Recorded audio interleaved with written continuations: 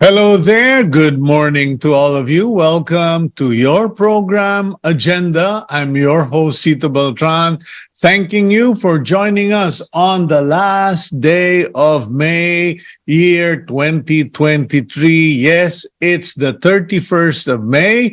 It's a Wednesday, and we do hope that you are feeling well, that everything is okay, and that you are looking forward to this day, and that you have some exciting things to do on your schedule. And thank you to our Cignal TV subscribers. Please spread the word, get people to join, because Cignal TV offers so much selection, programming, particularly those of you who are fond of sports. Okay. And of course, thank you to those who follow us on Facebook, on YouTube. We know that that takes an effort. Well, not too much of an effort, but you still have to do it. And thank you for watching us, whether you are in country or abroad. Thank you also to PLDT for their home fiber optic internet facility, which has kept the program on air. Hindi po tayo endorser. I am not a paid endorser of PLDT. We simply appreciate the technology and services of PLDT home fiber optic internet because it has allowed me to do my work from home.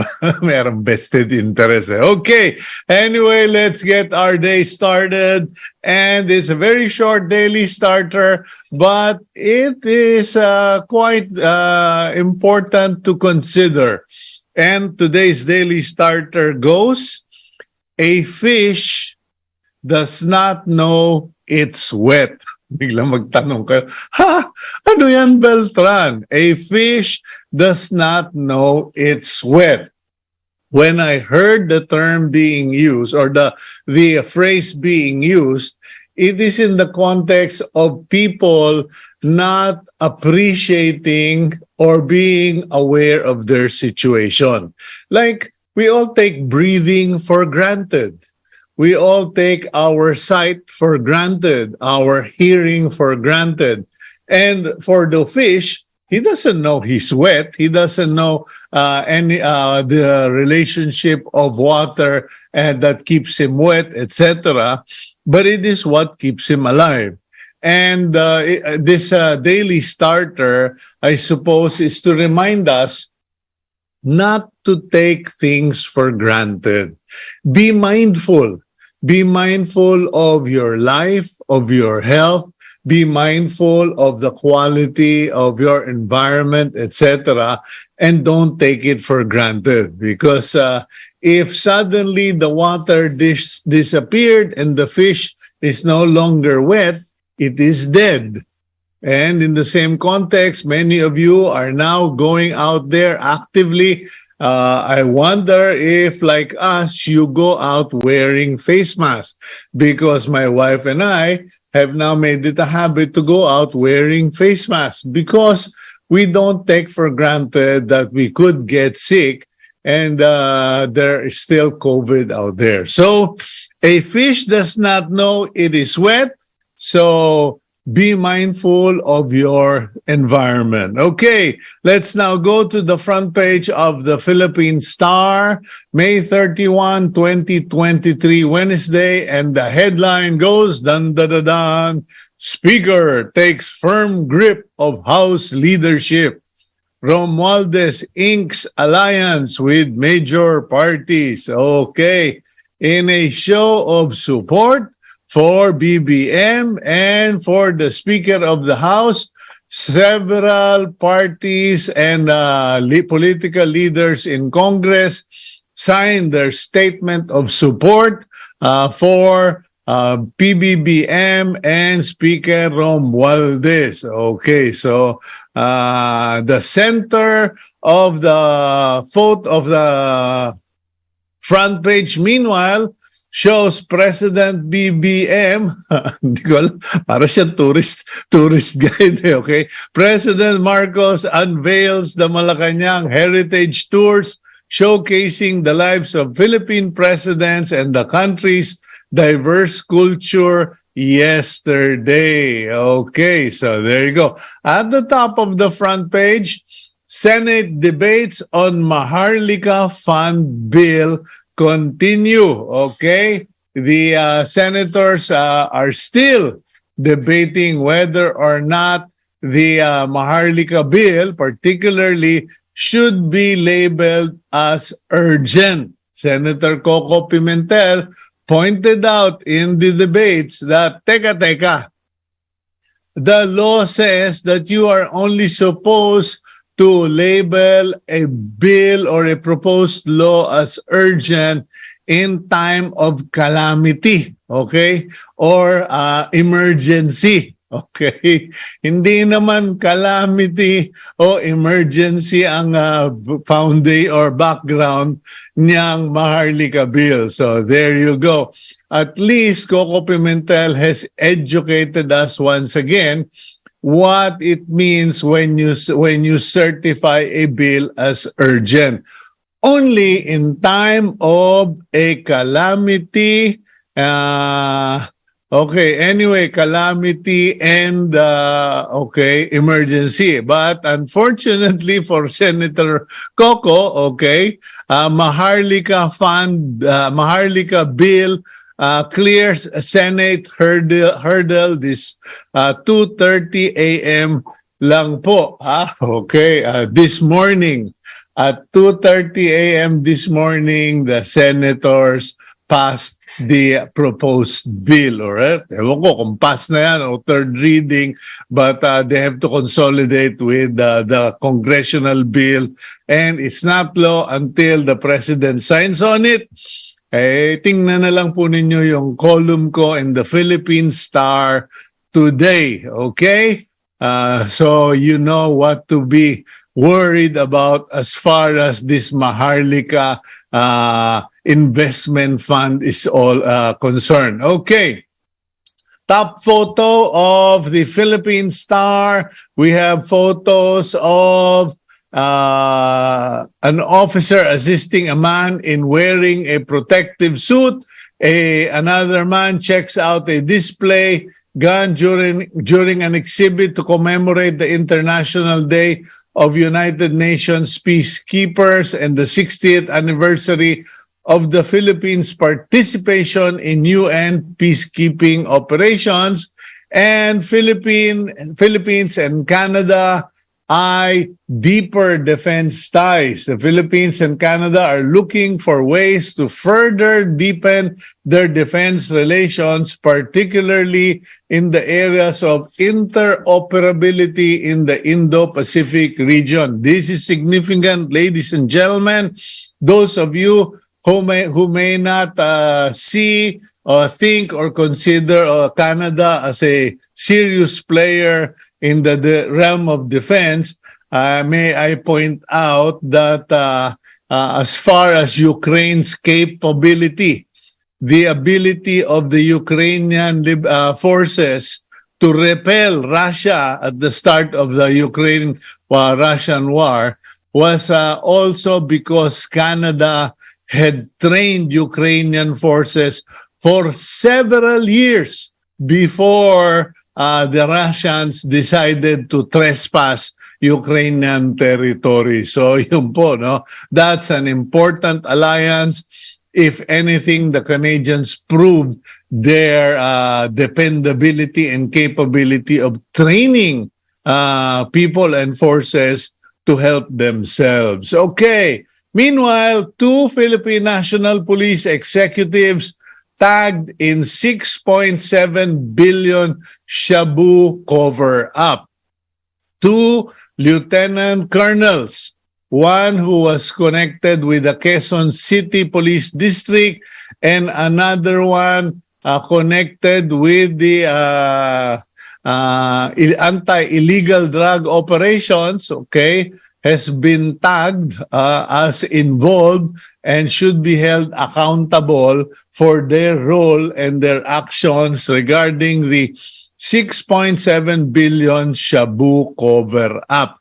This all came out during the Senate investigation headed by Senator Bato de la Rosa. Yan, we will try to get Senator Bato on the program to further inform us on that. Meanwhile, Typhoon Betty or Tropical Storm Betty or whatever you call her leaves minimal damage in northern Luzon.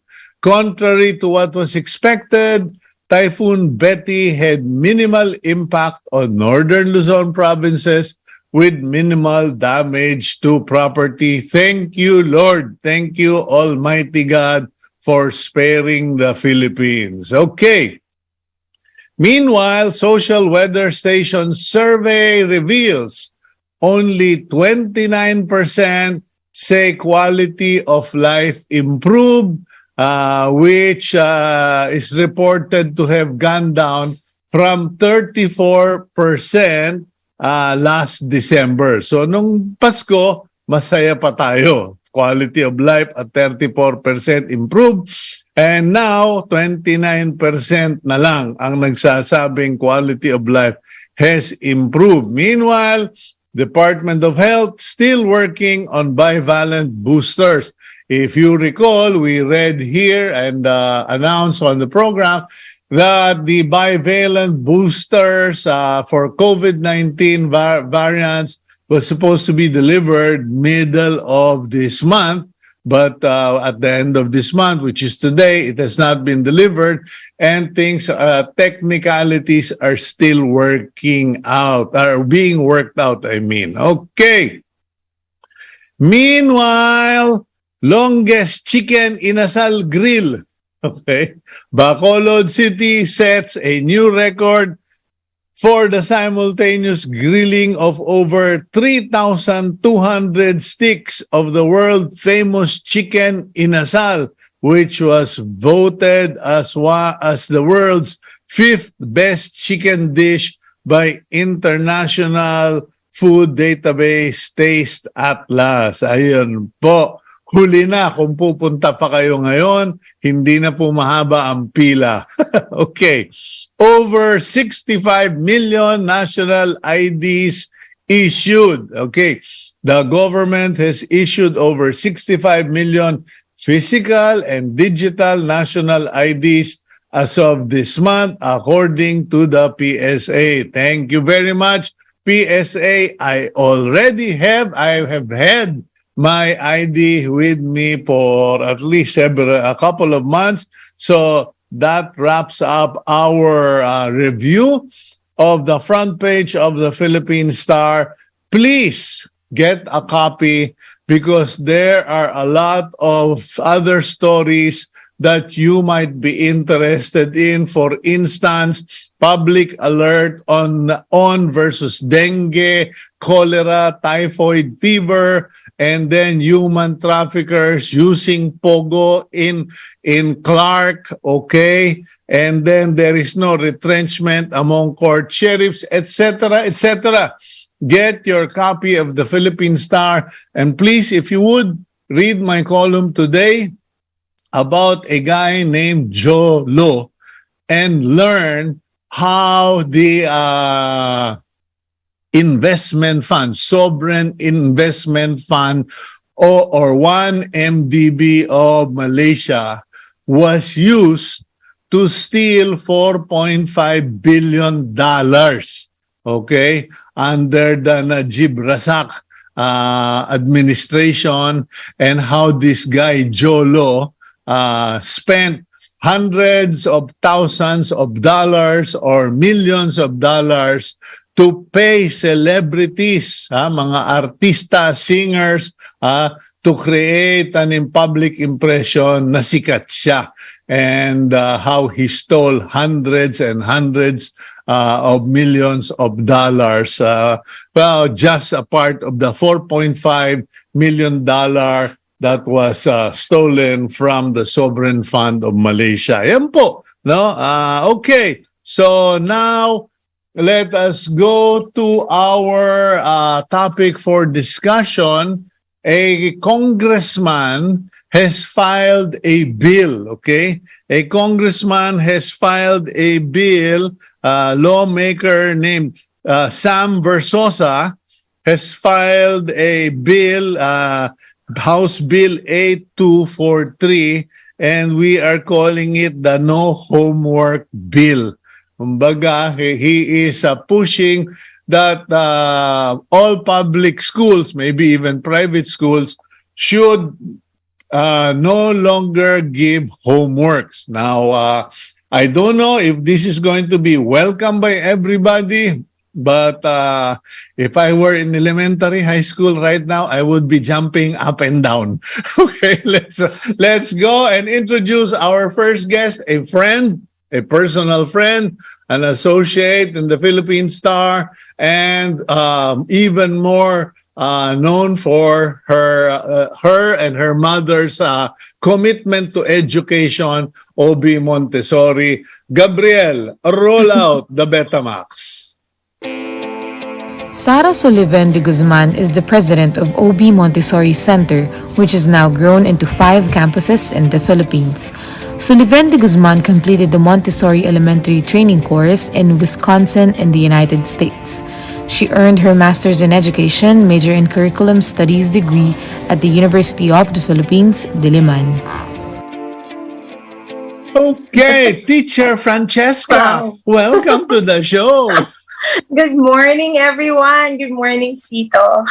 Okay, pasensya ka na. I think my joy is palpable because I'm rejoicing for the children of the Philippines. If this law is passed, no more homework. But Sara, being one of the youngest pillars of education today, what is your response to this proposed bill?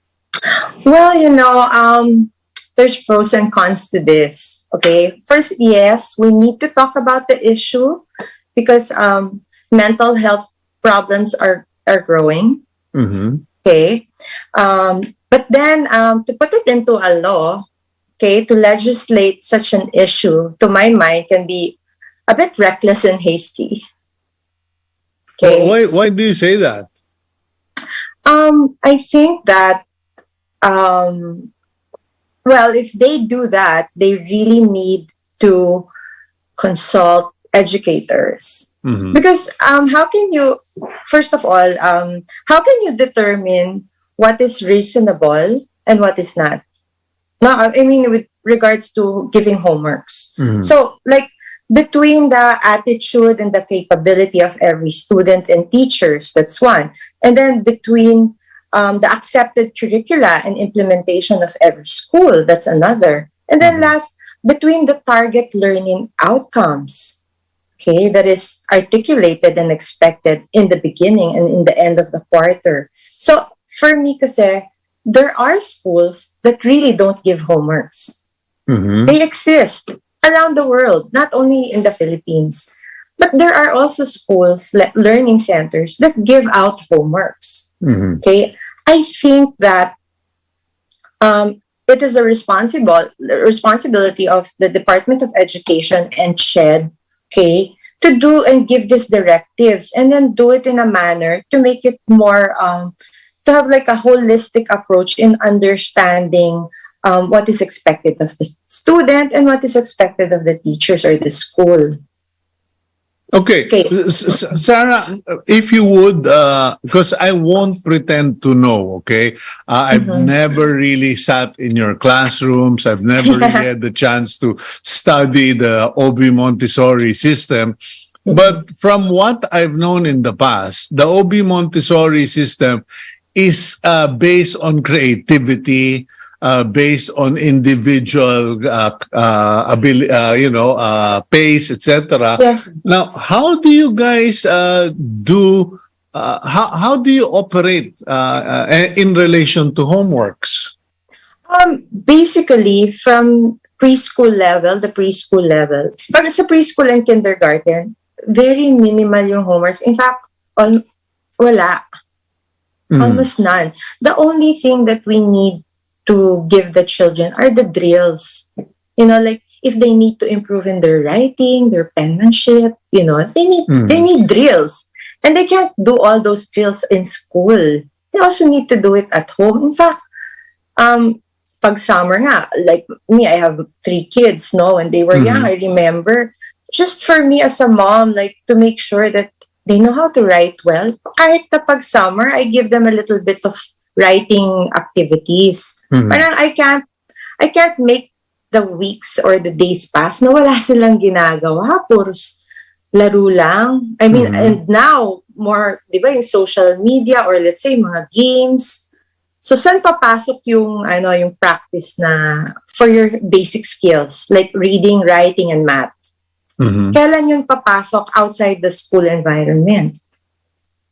Okay. So you're talking about basic skills. Now, you studied in, was it Wisconsin? Yeah, for the Montessori system. Yeah, and you've gone to other training programs. Do you have any idea what the history of homework is all about? Because some have told me, you know, public schools were created so that the American workforce could go to the factories, produce for the military during the wars. Kumbaga, someone had to babysit the children while the parents contributed to the war. But what about homework? Do you have any idea the nature, the purpose of homework as part of the curriculum?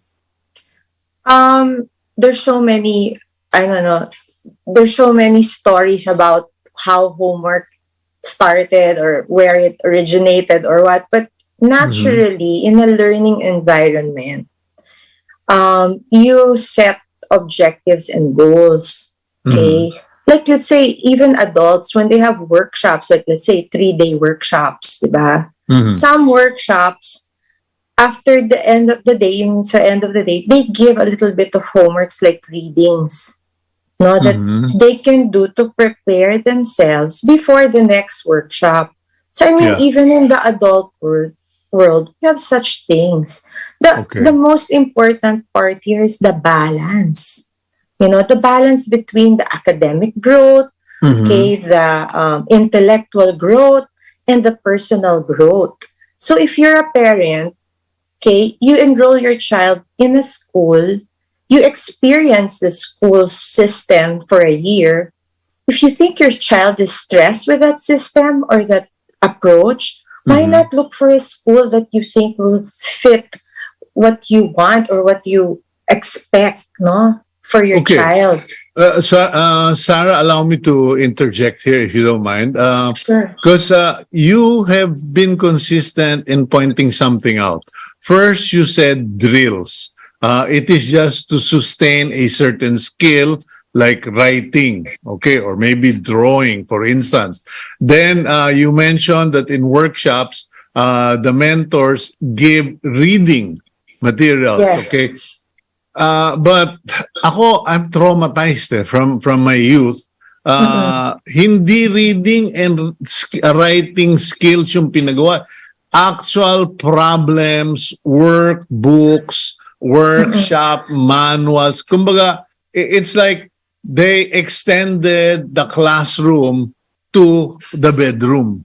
Now, is that right or wrong in terms of the concept of homework? In the OB Montessori program, what is the purpose? You said the purpose is for skills only and to keep the activity consistent. I got you. Okay. 10 years ago, okay, I started working I was a student of OB Montessori, no? So since 3 years old up to high school, then I went to school in the US and then came back to work. Now, as a teacher, okay, as an educator now in OB, like I've been there for 26 years. When I first came in, okay, okay pa yung yung mga homeworks ganyan, but I found a little bit that it was heavy. Mm-hmm. And so I said, I tried to analyze and evaluate all of our programs, and I said, why stress the kids at home and why stress also the parents? Mm-hmm. So I came up with a program. This is 10 years ago already, 10 to 15 years ago, when we already streamlined our homeworks. So basically, we try not to give homeworks on the weekends. 10 years ago na yan. And then, during the weekday, if we give homeworks, they're not expected the day after. They're given several days to do it. They're given time to manage, okay, their work at home. Mm-hmm. Now, going back to your question about, like, what is the essence of homeworks or what? Okay, do you know that, of course, the school time is limited? Yeah. And we have expected learning outcomes the whole school year so that the child is ready for the next school year. Mm-hmm. Okay. If you let the child stay in school do all their work, all their research, okay, in school, maybe we will need to increase the school days. Kasi right now, there's an average of 200 school days lang per year. Yes. The rest is already holidays. Yeah. Okay? And then, beside pa the school days, a mayor, a governor, even the president will suddenly say there's a holiday. Mm-hmm. So that takes out of the regular 208 days. So, lumiliit. And then the number of hours per day is not that much. Mm-hmm. So how are we going to build the skills of the students if we're going to, diba? So, but the thing is, I know some schools in Manila that really give too much. It's so stressful. It really affects the mental health of the children. That's why a few years ago, remember, there were kids who were crying for academic break. Yeah, 2 years ago. In fact, or a year ago, we featured it here on Agenda. Students in UP Baguio, students in Ateneo de Manila, they were all talking about academic break. And, most parents were thinking, even the teachers. And most of us were saying, ano ba naman, nung bata kami, walang ganyan. But then, nung bata tayo, we didn't have online, we didn't have all of this stuff. Anyway, kaya nangyari yun kasi yung mga teachers siguro hindi na control ng principal nila or directors nila. So, kanya-kanya silang bigay-bigay ng homework. Kaya dumadami. Dito sa school namin, nag-coordinate kami na, teka muna, ako muna magbibigay ng quiz this week ha. Parang kumbaga, we balance. The secret here is really a balancing act. Yeah, because there are several subjects for a particular grade. There are assigned teachers, and no 2 or 3 teachers are allowed to give three sets of different homeworks on the same day. Para don't overload the students. That's a great suggestion. Yeah, and also, like for instance, isa pa tong stress sa parent ha, like sasabihin ng teacher, tomorrow bring cartolina, paste, things that you need to buy in the supermarket. What time is the parent coming home? The parent comes home at 7 or 8 p.m. Bukas pa ba National Bookstore?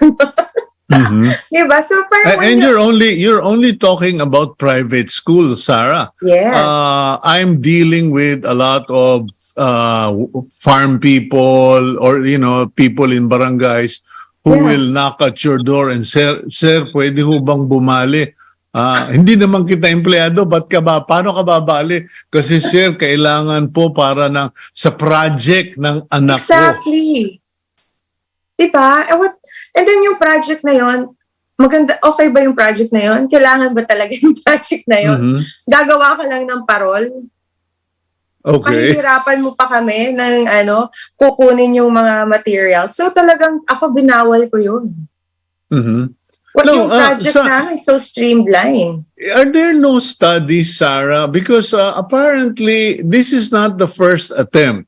From what Team Agenda has provided me, Senator Bong Revilla had previously filed a bill, a no homework bill. mukhang hindi lang nagka-traction, and now Rex Versosa, I believe it's Sam Versosa, Representative Sam Versosa is now pushing for the same bill. I'm kind of wondering because I guess this is a regular question I ask on agenda. Is there no research or a study or investigation done to this? Because apparently Stanford University did a study and they determined that homework doesn't add value, it just stresses the children and dislocates them. I agree. I agree. And that's why what is important is if you give a homework, it should be like more of to improve their skills, right? Mhm. But I have to also tell you, what about research? Isn't that a homework? Research? Yeah, research. Like Yes, okay. Oh. for high school level or college level, diba? Mhm. Mhm. You can't do research in school. So if Yeah. you say kasi no homework, parang napaka-abrupt no, napaka-definite. It cannot be that way eh. Maybe a law that will improve the quality of But the learning outcomes at home. you're now, ano ba ang administrator ka na ba? Administrator ba ang Pumasa title na mo? ako. Noon kasi COO ako, child of the owner. Yeah. Ngayon, president na ako dahil yung Okay. mom ko nagre-relax na siya. Hindi kasi ang dami mong title, di ba? Ano ka rin, nasa Coast Guard ka rin, Oo. Philippine Star, etc. But here's the thing that I wonder. What about teachers? Because, when I was thinking about all of this, I said, it dawned upon me that who gives the homework? The teacher.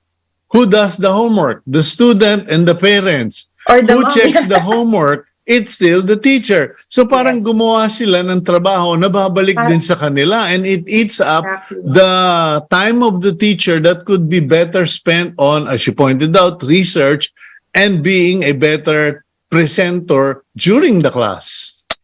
Sita, what is vital here is for the school directors to talk to the teachers, okay, and plan out their curriculum properly in all aspects, no? Like, okay, is it you need to have a project? Why? You have to also help the teacher realize these things. We need more teacher training programs and teacher preparations kasi we're serving the child. We're not serving ourselves. We're not serving the school's name. We're serving the children. Mhm. So we need to make sure that, we give them an environment that is really conducive and encourages learning, whether it's in school or at home. And we also need to think of the parents because the parents will always be our partners. Okay? So hindi, like you have a parent who works 8 to 5. Then you expect that parent to study pa for another 3 hours. What about her cooking? What about her preparation? What about her time for self? So all this can be planned out properly. You don't even need a law for that. Okay. Sara, let's go for a quick break and let's, go piece by piece on this thing because you mentioned the parents and no one has really talked about the student, the children. We'll Yes. go for a break. We'll be right back here on Agenda.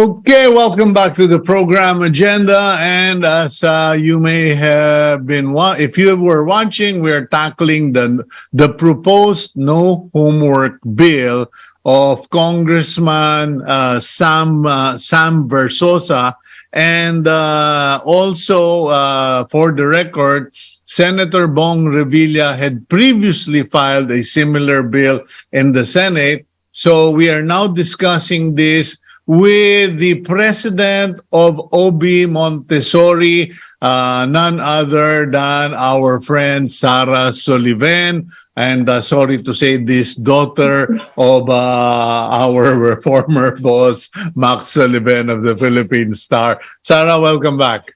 Thank you, Cito. You know, when you talked about, no one has even thought about parents, the mother who has to do the cooking, etc.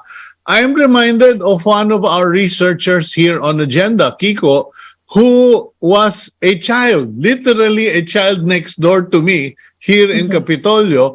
And I remember the days when poor Kiko had to get out of bed at 4:30. He would be picked up by the school bus at 5 o'clock. And every morning I would see this and I would say, who are the idiots in education that force children to get up at 4 in the morning? Are we fitting the children to the life or to the schedule of parents, the requirements of the parents? I mean, who thinks about of all this, Sara? I think it's always the parents who make the first move. They choose the school. And then they also choose the time or the schedule for their kids. So, like for me, I have 3 kids. I chose the right time and session for them. And I also chose of course, all of them went to OB Montessori, right? So obviously. I chose the right campus that's near our place. And of course there will be some sacrifices, like not like 4:30, but we would wake up at 5. And 5:30, we would have to leave the house because we live in Quezon City to get to Green Hills at around 6:30. Traffic is also a factor there. Yeah. Yeah, but I don't know. Maybe I'm just looking for, I prioritize children because parang the way I see it, we fit the children into our schedules. Oh, I have to be at the office at 9. So my kids have to be settled, dealt with, delivered before that so I can go to work. Now, with the advent of digitalization, etc., how can the government, because we're talking about no homework, and I'm saying, hello, no homework kayo dyan, mag-digital na lang kaya tayo. It might be better since our kids are actually better than us when it comes to electronics. Well, if you're telling me that, or are you asking me that if online schooling could be an option? Can it be integrated so that which is more useful now for educators such as yourself, integrating online or no homework? It's like less load versus efficiency of technology. Parang it's hard to to put that together. Anyway, ganito. Parang wow. Ganito kasi like, first of all, Cito, I saw during the pandemic that online was good. Right? Pero sobrang wise na nung mga bata ngayon. Mas alam na nila lahat ng pwedeng gawin sa online. Okay? So, kailangan rin natin silang i-save. Kasi kung puros online na lang yan, baka talagang yung skill na kailangan nilang makuha, hindi nila makuha. Kasi puros, alam mo yun, they're trying to get away with things through online. Kasi they're not there physically. I really thought na pwede kong i-continue yung online. In fact, nag-apply na ako for a program in OB na pwedeng homeschooling. Pero nakita ko, nung bumalik yung mga bata after the pandemic, naawa ako. Kasi, why? Kasi yung faculties nila, yung qualities nila as a person, parang hindi na fully developed. So, the way they spoke, parang they lag 2 years behind. Okay, like let's say grade 6 students sila. They spoke like a grade 4 child. They would speak like a grade 4 child. Communicate. And then the way they walk, okay, the way they play basketball or mga ball games and all, parang penguin.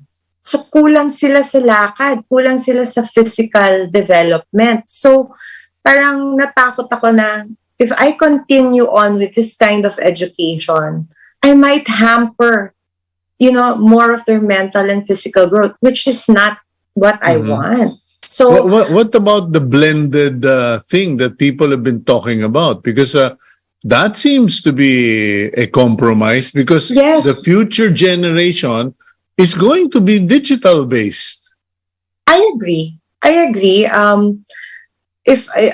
Although in our school, I have 4 days of face-to-face and then 1 day of online. I maintained 1 online. Kasi just in case na magka-pandemic ulit or magka-problema, at least meron tayong platform na easy to get into and then the kids are used to it. And I really feel like you can't take that away anymore. Kasi online is there na. But let's go back to homeworks, no?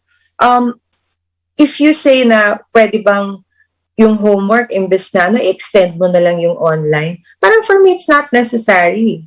It's just really planning of the curriculum. Okay. Now, how are you or what is OB Montessori doing in terms of curriculum design? Because we've tackled that on the show these recent days, asking the question, how has digitalization, artificial intelligence affected curriculum?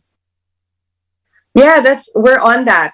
I have teachers meeting this Friday on AI. We've been talking about it and digesting it, and then we're coming up with solutions to tackle it because we need to be ahead of the game here. Ang galing ng mga bata, But what's important also for you to be successful is to make sure that the school environment, calls out for academic integrity, yung sourcing, plagiarism, and all. Yung mga ganun na features ng school, kailangan malakas rin yun. Okay.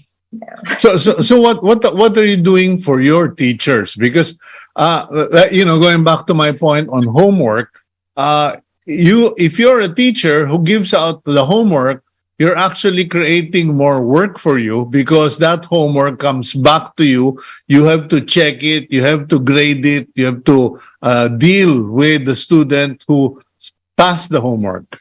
Diba I told you 10 years ago, yun na yung ginagawa namin. 10 years ago, we already streamlined our homeworks and our quizzes. We scheduled it na kasi we really don't want. Yeah, you were talking about walang sabay-sabay na homework. Right. Okay. But even yung sabay-sabay, even yung homework mismo, yung content, should be really streamlined. Like, do you really need to give this homework? So, meron kami, like, let's say, the language subject. So, for the whole quarter, we only give, like, let's say, 2 minor quizzes, 1 major quiz, and then only 2 homeworks for the whole quarter. So, it's so streamlined. Compared to 5 quizzes, 3 major quizzes, and then 10 assignments. Diba? Four grading periods and the final exams. Pagkatapos, surprise quizzes pa.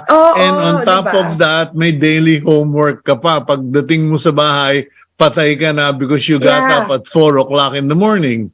Tsaka syempre sa bahay, dapat tumulong ka sa mommy mong or sa daddy mong magluto, maglinis. You need to also learn to be a good citizen and learn life skills at home. Hindi pwedeng puros homework lang at puros academic. Paano ka magiging buong tao? Paano ka magiging maayos na mamamayan? Kung yung inaano mo lang yung pag-aaral mo. Diba lahat yun dapat covered? Oh, so okay. So we already covered. You said skills. It has to be skills enhancement ang homework. What else should be the guidelines for what a homework should be? Okay, first of all, Cito, I would just like to remind our viewers and everyone that our learning metrics in the Philippines is very low. Okay? We're like at the bottom in Asia and in the world. And if you're not going to take that seriously, mahihirapan yung mga workers natin or yung mga, people who want to work abroad or even, the parallel between a Filipino, an American, a Singaporean. When they look at the Filipinos, because of the ranking system in the world, I mean, when you, let's say you go to a college or you try to get a job as a nurse or whatever, medyo mababa talaga. So, that's why mas maraming requirements tuloy ang Filipino. Okay? You need to pass certain tests, certain qualification requirements. You need to even repeat a school year. Kasi hindi tayo magkapar dun sa mga sa world ranking, no? So, in fact, may mga listahan. Kunyari, first world countries. Ayan, hindi na kailangan mag-exam yan. Second world countries, hindi na kailangan. Pero yung third world, not all third world ha, pero ang Philippines kasama sa list, kailangan mag-ulit ng isa pang year. Despite our K-12 program. So it's sad. So anyway, I just want you to go ahead. That. It's important. So I think na educators should go back to the drawing board of their curriculum in their schools. And then they have to streamline it and just go talaga to the essential skill building needs per level, like primary, intermediate, junior high school, and senior high school. And then, ang importante, language, reading. That's a skill, that's a drill that you need to know. In reading, you extend that at home. You don't need to read textbooks. You can read storybooks, literature, poetry. Okay, you have to also expand your culture. No, in fact, I just saw a motivational video of Arnold Schwarzenegger saying, if you read for 1 hour a day on a subject every day for 1 hour, after 1 year, you could consider yourself an expert on that subject. Just a simple act of reading. You don't even have to take tests, etc., or special training. Yung basa ka lang ng basa all about that. And I know one of the captains of the industry, Ramon Ang, that is one of his secrets. I've seen him read. Wherever I see him, he's always reading something. Right. That's why the children need to be encouraged to read or inspired to read. If you take that away from, the learning curve, what's going to happen? Who's going to push them to read? You think their yaya is going to push them to read? Diba? No. Their yayas will push them to sing and to do TikTok. Yes, true. And then, the parents are in at work busy. So who's going to tell them what to do at home? I mean, it depends. Many Filipino parents spoil their kids, and so... Sara, may I ask, under the OB Montessori system, because I believe you're part of a global system, right? Yeah. How frequent are changes to the curriculum done? Because here in the Philippines, I notice meron lang nag-abroad na mga congressmen or people. Oh, we should do multilingual form of teaching, Spanish and English. Parang ginaya yung Spanish-English states. And then, we should incorporate this system or this subject matter. And sabi ko, may PhD na ba ngayon sa elementary? Because exactly. What about the Montessori system? How often do you change curriculum content? Well, the Montessori system from kindergarten to grade school is all basic education. So there's really a philosophy behind there. There's a system, there's a methodology, there's a pedagogy there that's already intact.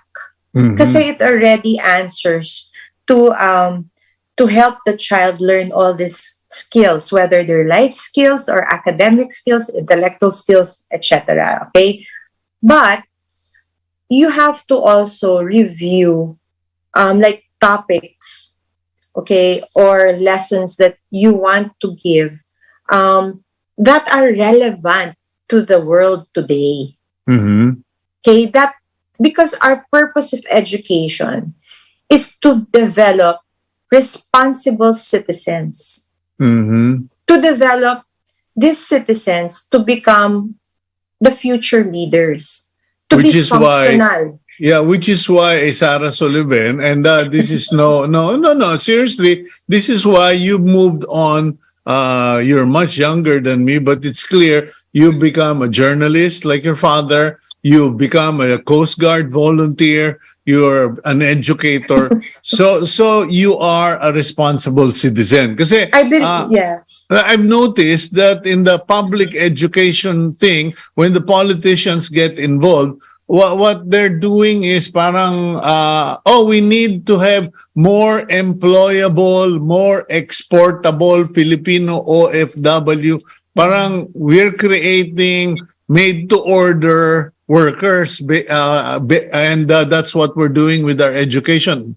Is that correct? Yeah, it's sad. I'm sad about that because every year I graduate senior high school students, and in my heart, I have hope that I prepare them to help lead this country. Okay, but I also have in my heart that I know they're going to be good leaders when they go around the world. Our main name, Operation Brotherhood, OB, is Operation Brotherhood. It's about serving others. It's about caring. It's about that operation for brotherhood. So the point here is, why do we exist? We exist to help others. We exist to make this world a better place. So when we create a curriculum, Mhm. we need to make it always relevant. And if we make it relevant, the children get excited, they engage themselves, and they love to learn. They Mhm. love to learn so that when they learn, they know what to do when they grow up. Okay. But the Now, thing is, if yeah. you don't study the curriculum, if you don't plan it well, then what products are you going to have? Okay. Homeworks are related to subjects. Are there too many subjects being taught in elementary and middle school? I don't think so. I don't think so. I think it's just sobrang kinakramp ng mga teachers yung mga lessons. Yung gusto nila, ang dami-dami. I mean, in some schools, they just let their kids copy in the Because, blackboard. wait a minute, but that's Oo. also because the DepEd has set a minimum number of Yeah. hours, number of days for students to be in school, for subjects to be taught. Should we pare that down and actually just base the efficiency or efficacy of the curriculum on the test results? We can streamline the program, Mhm. the subject areas. We can streamline the content. We can update and revise the topics. Mhm. I mean, Cito, there's remember VP Sara Duterte, she wants to bring in ROTC again. Yeah. Diba? May issue ganun. I'm like, okay, then what will the children learn there? Are they going to learn paramilitary exercises? Or are they going to learn to become peace builders Mhm. of society? And when Well, you one become suggestion she had was scouting, which, sabi Well, ko okay lang. scouting. Scouting is okay for me kung may camping pa. Yeah. No, kasi meron yan continuum eh. May like for instance in OB Montessori, scouting is required from Okay. grade 1 to grade 6. Mhm. Because scouting is survival. Okay. Okay? And then after that, what's the unique program in OB is that we have a leadership academy. And this is where CAT comes in at the end.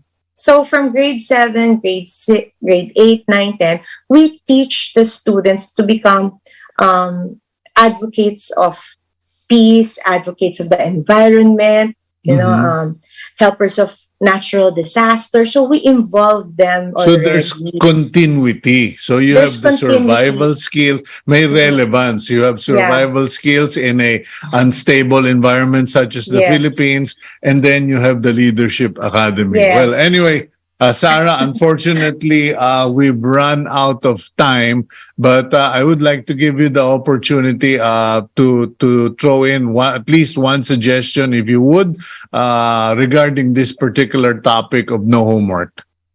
Well, I feel that the school and the home will always be vital in the success of the children, to help them reach their maximum potential. So I would like to ask the parents and the teachers to work together. If there are concerns about homework or overcrowded curriculums, talk to your school, talk to the teacher, and then make things work out, so that, because in the end of the day, it's about the child. And so remember that we need to work and put all our efforts together, even the DepEd, even CHED, always think of the child first. Okay, because that is who we serve. Thank you very much. Always think of the child first. Thank you very much, Sara.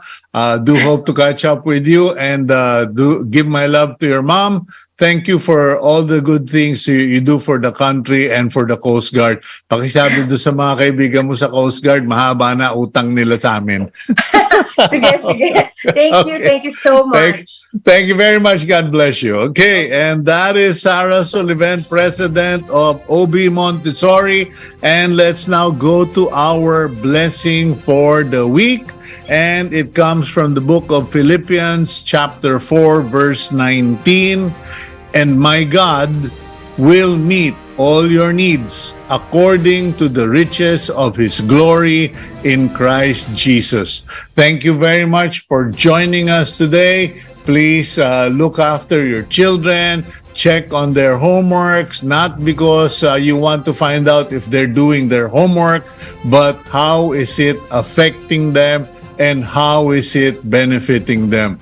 God bless all of you. Please include us in your prayers, Team Agenda, and our families. And please keep it here on One News.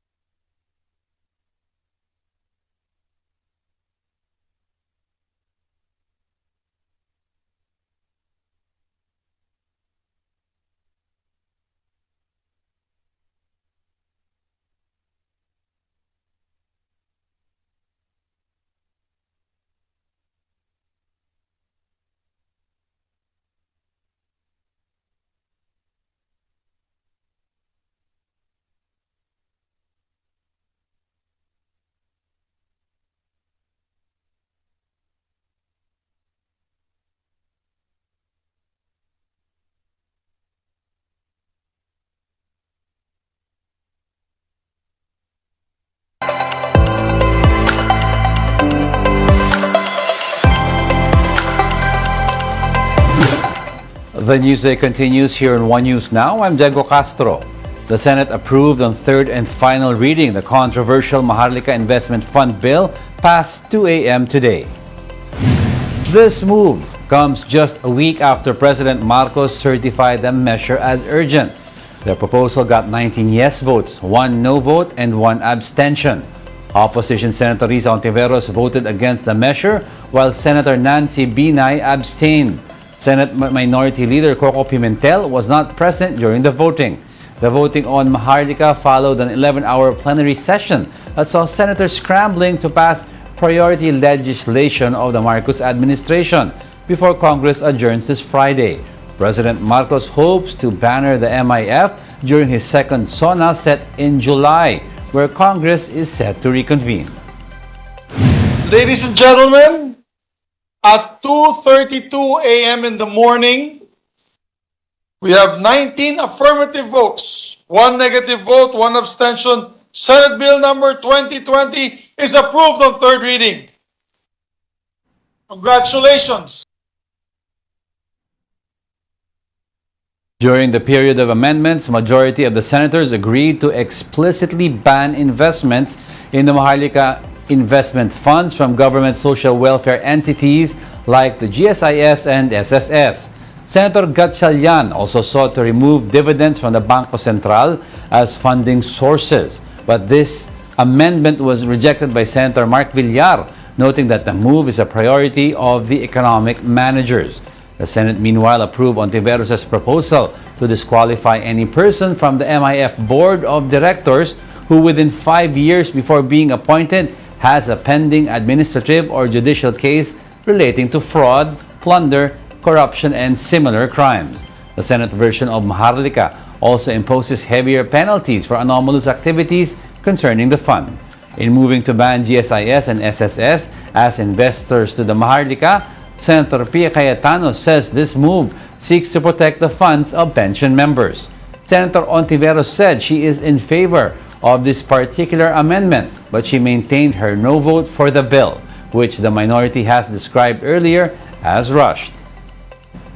In as much as we truly hope that the fund will be successful, we would like to ensure that the pension funds and the aforementioned funds would not be touched, Your Honor, to at least preserve this, because we have had experiences in the past where the hard-earned money of our people were lost. So this is the amendment. I associate myself with the last amendment proposed and accepted on excluding the social protection funds, GSIS, etc., from investing in the MIC. Will you change your mind now on voting? Just this manifestation, Mr. President.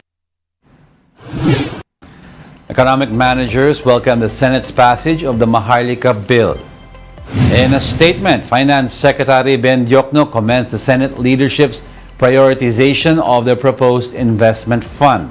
Diokno says the Senate leadership, quote, pulled out all the stops to ensure that the bill reflects the Marcos' administration's objective of creating a profitable and secure investment fund.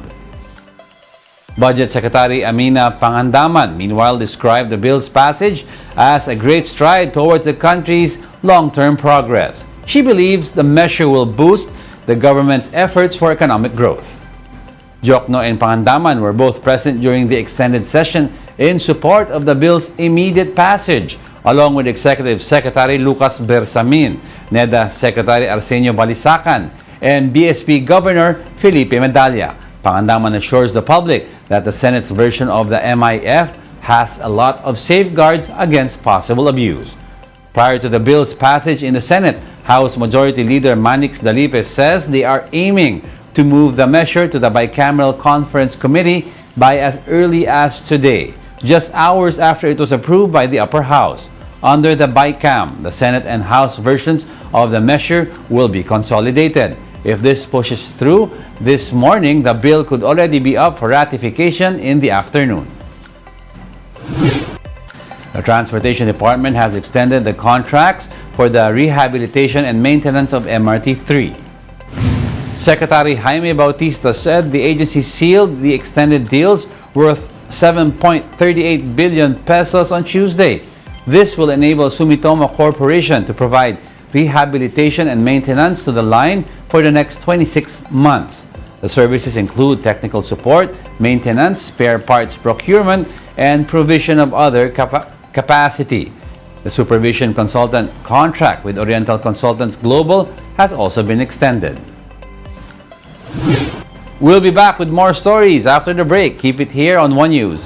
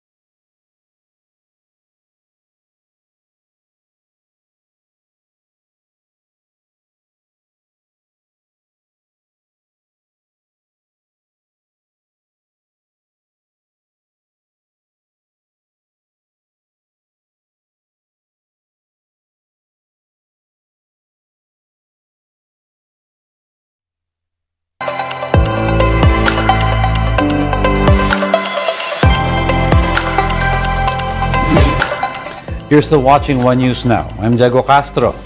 A magnitude 4.9 earthquake hit Quezon Province on Tuesday night. PHOC said the epicenter of the tremor was located some 14 kilometers northeast of Infanta. Intensity 5 was felt in Polillo, Quezon, while Intensity 2 was recorded in Makati, Manila, San Juan, and Quezon City. According to PHOC, the earthquake was tectonic in origin and no aftershocks should be expected. Typhoon Betty has further weakened and is now moving slowly over the sea east of Batanes. As of 5 a.m. today, the center of the eye of Typhoon Betty was estimated at 320 kilometers east of Itbayat, Batanes. It has a strength of up to 120 kilometers per hour and gustiness of up to 150 kph. Pagasa's latest monitoring also shows that the typhoon is now moving northwestward slowly. Typhoon Betty is forecast to slowly accelerate today through tomorrow morning while moving generally northward over the waters east of Batanes. However, it is also forecast to steadily weaken over the next 5 days due to cooler ocean waters and dry air intrusion. As of this morning, Batanes remains as the only province placed under Signal number 2. Signal number 1, on the other hand, has been raised over the entire province of Apayao and Cagayan, including the Babuyan Islands. Some portions of Isabela, Ilocos Norte, and Kalinga also remain under Signal number 1. However, even as the typhoon slowly pulls away from the country, the southwest monsoon is expected to bring cloudy skies over most of Luzon and western Visayas. Patuloy pa rin yung pag-iral ng southwest monsoon o hanging habagat mula dito sa southern Luzon, sa may Visayas at sa may Mindanao. Kaya nga ngayong araw ay inaasahan natin ng maulap na kalangitan, partikular na sa malaking bahagi ng Luzon, gayon din sa western Visayas. So, kasama ho dyan yung mga iba't ibang area, kasama po yung sa Bicol Region, Mimaropa, Calabarzon, Central Luzon, at dito sa may bahagi ng Northern Luzon. Kahit dito sa Kamaynilaan, posibleng medyo maging maulap na or makakaranas tayo ng maulap na kalangitan. Some areas in the north of the country were battered by strong winds and heavy rains brought by Typhoon Betty. In Santa Ana, Cagayan, an eyewitness captured footage of an abandoned warehouse crumbling to the ground in the middle of the storm. According to an eyewitness, he saw strong winds yank the exterior of the building, which caused the structure to wobble and collapse. According to authorities, no casualties were reported as the warehouse had long been abandoned. May malakas na hangin, sir, tapos yung sinapenta ng ulan, sir. May yung mga roofings niya, sir, nagsilipar na, tapos yung mga parling siya, sir, yung mga kalawang niya, nagsibagsakan na, sir. Typhoon Betty also left a similar scene in Baler, Aurora, where part of a seawall had been destroyed during the storm. Authorities report that powerful waves destroyed up to 30 meters of the seawall's length. Repairs have been planned for the structure next year. Besides the seawall in Baler, strong winds also knocked down cottages at a picnic site in San Luis. No casualties were reported during either incidents. Due to inclement weather brought about by Typhoon Betty, classes are still suspended in some parts of the country. Classes in all levels today, May 31, have been suspended in Malibcong, Abra, and Baguio City. 4 areas in Occidental Mindoro have also put off classes in all levels today, namely in Santa Cruz, Mamburao, San Jose, and Rizal. Meanwhile, the local government of Licuan, Baay, in Abra have also suspended classes up to senior high school. The same goes for 10 areas in Benguet. These are Atok, Itogon, Kapangan, Tublay, Tuba, La Trinidad, Mankayan, Kabayan, Sablan, and Bocod. And those are the top stories of the hour. Join us again at 9:45 a.m. as we continue to monitor the day's biggest stories. I am Diego Castro. We are One News. All sides, all the time.